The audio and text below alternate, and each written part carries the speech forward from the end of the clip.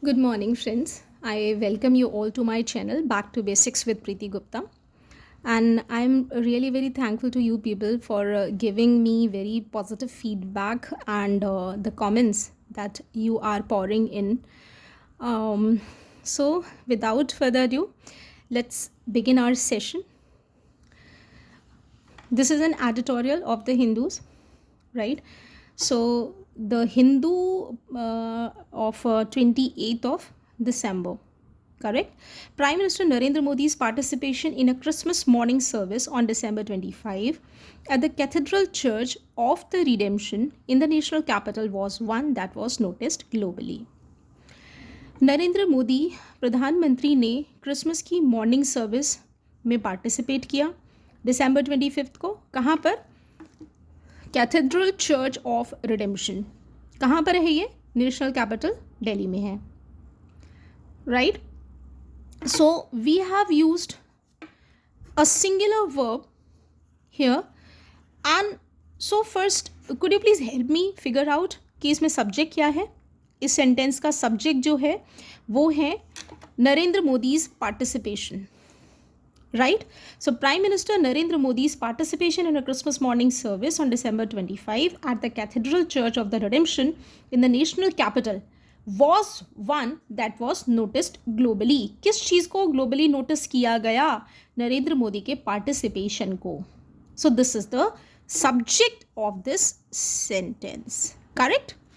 Now Mr.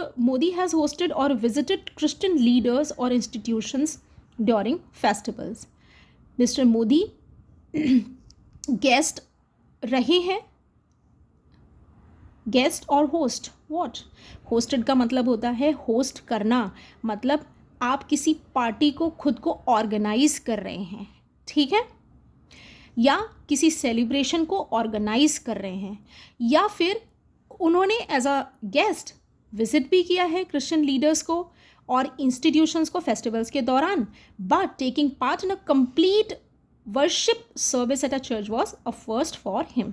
लेकिन church में worship service पूरी तरह से पार्ट लेने के लिए भाग लेने के लिए ये उन्होंने पहली बार किया है कि किसी सर्विस में उन्होंने पार्ट लिया हो, ठीक है? Mister Modi also shared greetings and good wishes for piece, compassion and harmony on his social media account. Mister Modi ने अपने जो ग्रीटिंग्स हैं वो भी शेयर किए हैं, अपनी शुभकामनाएं पीस के लिए, कंपैशन के लिए और हार्मनी के लिए अपने सोशल मीडिया अकाउंट पर भी पोस्ट की हैं। What is the meaning of compassion? Compassion का मतलब होता है kindness, correct? And what is the meaning of harmony? Unity, coordination, balance etcetera, ठीक है? You can see in this picture कि ये man and woman they are perfectly dancing in cohesion, in coordination, ठीक है? So this is known as harmony. Invoking the teachings of Jesus Christ, और उन्होंने Jesus Christ की जो teachings हैं, जो शिक्षाएं हैं, उनको जागृत करने की या जगाने की कोशिश की है। Invoke is a verb and invoke का मतलब होता है सुप्रीम अथॉरिटी के और गॉड को अपने सपोर्ट में आने के लिए जगाना या आग्रह करना या रिक्वेस्ट करना। Now amid numerous reports of intimidation and violence against Christians during the Christmas season and even prior to that, Mr. Modi's church visit was meant as a gesture of reassurance for the minority community in India's diverse social landscape. डराए धमकाने और हिंसा की घटनाओं के बीच, बहुत सारी घटनाओं के बीच जो कि क्रिसमस सीज़न के दौरान हुई हैं और उससे पहले भी हुई हैं, मिस्टर मोदी की जो चर्च विजिट थी उसका अर्थ था एक जेस्चर देना या एक संकेत भेजना कि हम आपके साथ हैं, हम आपके सपोर्ट में खड़े हुए हैं। किनके? माइनॉरिटी कम्युनिटी, जो कि इंडिया के डाइवर्स यानी विविध सोशल लैंडस्केप का पे हैं। मतलब हमारा जो कंट्री है is a country of diversity. Diversity in terms of religion is what is being talked about in this commentary, ठीक है? तो यहाँ पर ये कहने का मतलब है कि मोदी जी जो क्रिसमस के मौके पर चर्च में गए थे सोशल सर्विस को अटेंड करने के लिए, मॉर्निंग सर्विस को अटेंड करने के लिए। वो एक मैसेज देना चाहते थे माइनॉरिटी कम्युनिटी को, क्रिश्चियंस को, कि हम आपके सपोर्ट में खड़े हुए हैं, ठीक है। और उसी के साथ साथ क्या चल रहा है, बहुत सारी वारदातें हुई हैं इंटिमिडेशन की एंड वायलेंस की। What is the meaning of intimidation? See, this big fat man is hanging और pulling a very lean thin man by his collars. So this is the act of intimidation. Correct? डराना धमकाना। Reassurance का मतलब होता है to give an assurance कि yes, हम आपके support में खड़े हुए हैं। Correct? Such symbolism of governors participating in diverse traditions has been a feature of political pragmatism.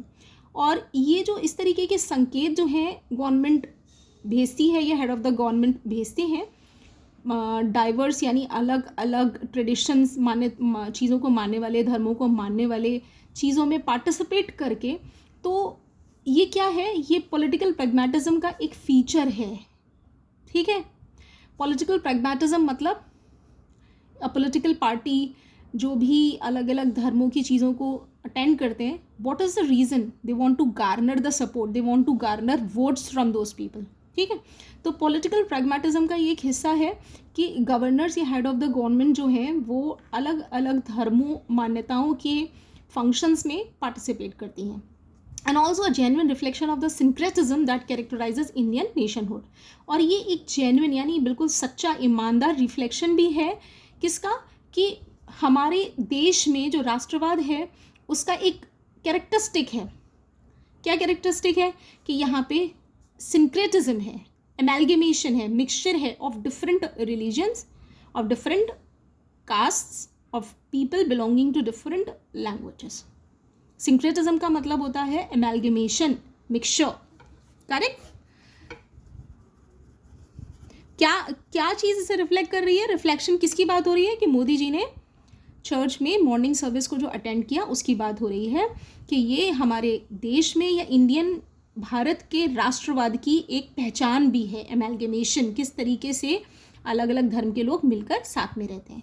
The RSS, mister Modi's ideological cradle has long considered Christianity and Islam as foreign to India. RSS जो कि mister Modi का वैचारिक पालना है, उसे वो बहुत लंबे समय से क्रिश्चियनिटी को और इस्लाम को भारत का अपना नहीं मानते हैं, वो उन्हें फॉरेन समझते हैं, मतलब विदेशी हैं, ये हमारे देश के खुद के नहीं हैं ये। Cradle I have tried to shown you through a picture. Cradle एक वुडन या एक मेटल का चीज़ होता है जिसमें the infants are usually kept. It keeps on swinging, giving them this feeling that they are hold in the hands of their mother. Correct? So, however, in recent years, it has sought to include these faiths also in its notion of national identity. हालांकि विगत कुछ सालों में इसने अब अलग अलग धर्मों को या क्रिश्चियनिटी और इस्लाम को भी अपने राष्ट्र की पहचान के रूप में इंक्लूड कर लिया है. And Mr. Modi's participation in the Christmas workshop could be seen as yet another step towards moderation and tolerance. और मिस्टर मोदी ने जो क्रिसमस की वर्कशॉप में पार्टिसिपेट किया उसे कैसे देखा जा सकता है कि उनका एक कदम है किस दिशा में? मॉडरेशन और टॉलरेंस की दिशा में. मॉडरेशन का मतलब ये है कि he is not a Hindu extremist, कि आप हिंदू धर्म को इतना मानते हैं कि आप इस्लाम या क्रिश्चियनिटी को इंडिया का हिस्सा नहीं मानते. ठीक है. मॉडरेशन का मतलब होता है बैलेंस बनाए रखना, संयम बनाए रखना. एंड टॉलरेंस का मतलब होता है सहनशीलता as against the people who are the perpetrators of violence. ठीक है. जो वायलेंस फैला रहे हैं, इंटिमिडेट कर रहे हैं क्रिश्चियन लोगों को, वो क्या कहलाएंगे? Religious extremists. और जो सभी धर्मों को मानते हैं, ये मानते हैं कि सभी धर्म भारत के अपने हैं, वो क्या कहलाएंगे? Moderate and tolerant. ठीक है.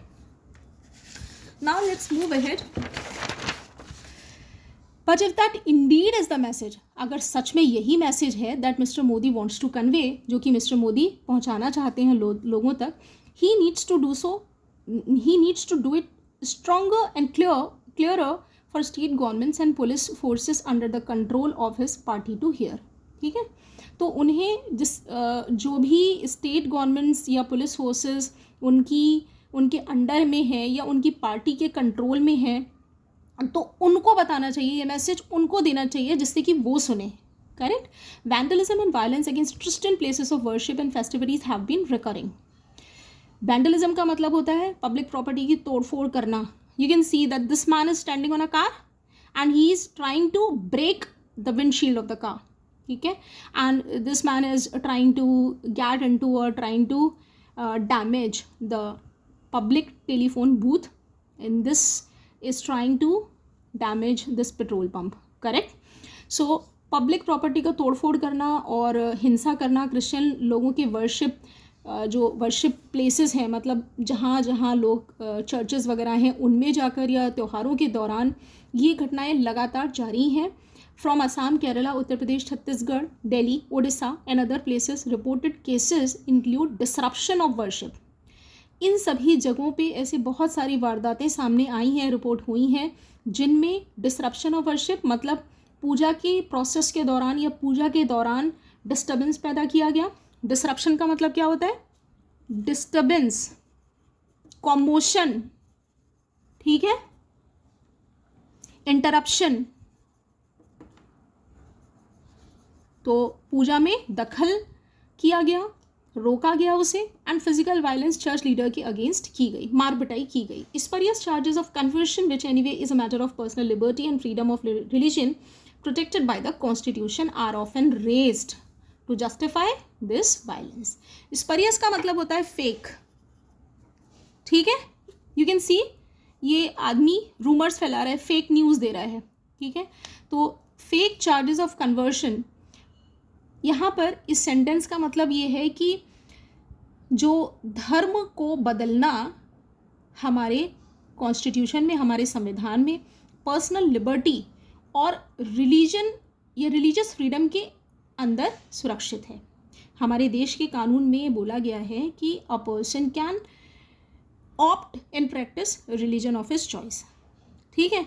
लेकिन इसके अगेंस्ट जो ये लोग हैं वो झूठे चार्जेस लगाते हैं कि ज़बरदस्ती धर्मांतरण कराया जा रहा है और वायलेंस को उचित ठहराते हैं. क्या कह के कि ज़बरदस्ती लोगों को धर्म परिवर्तन किया जा रहा है, धर्मांतरण किया जा रहा है. ठीक है. Even commercial activities related to Christmas have been disrupted by mobs in various parts of the country.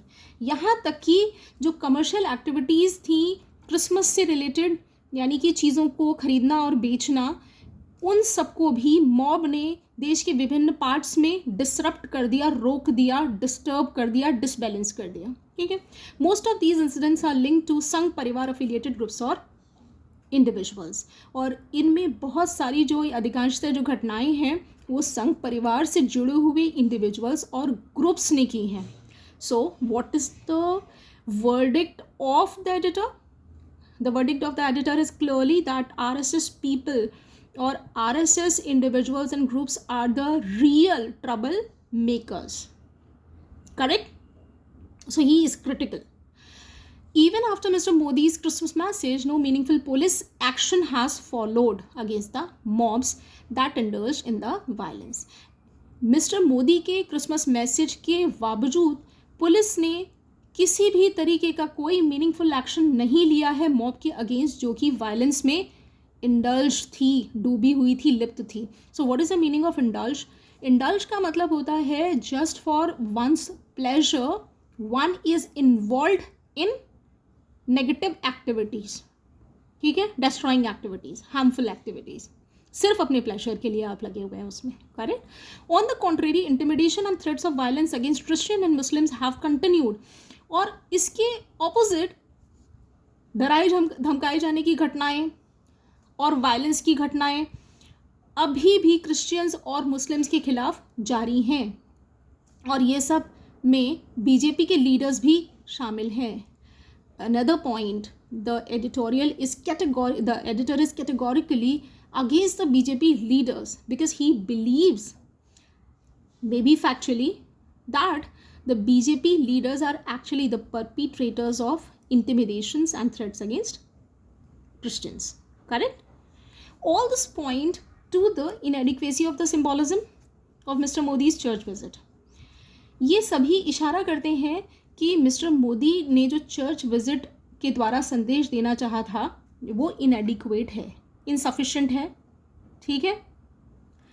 It would have been meaningful had the troublemakers and the law enforcers been sent this message. और ये तब meaningful होता जब trouble makers को और law enforcers को ये message भेजा जाता, ठीक है।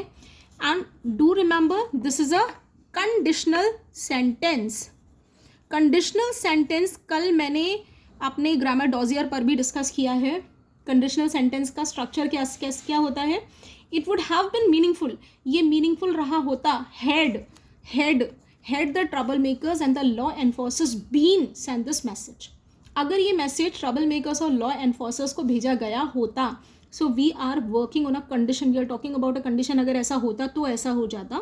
तो हमें कैसे करना है, it would have been meaningful, जो चीज़ बाद में हुई है उसे वुड हैव बिन से करो कनेक्ट। और अगर ये मैसेज लॉ इन्फोर्सर्स जो पहले हुई है, जो जिस चीज़ पर कंडीशन बेस्ड है, उसमें हेड यूज़ करो, करेक्ट।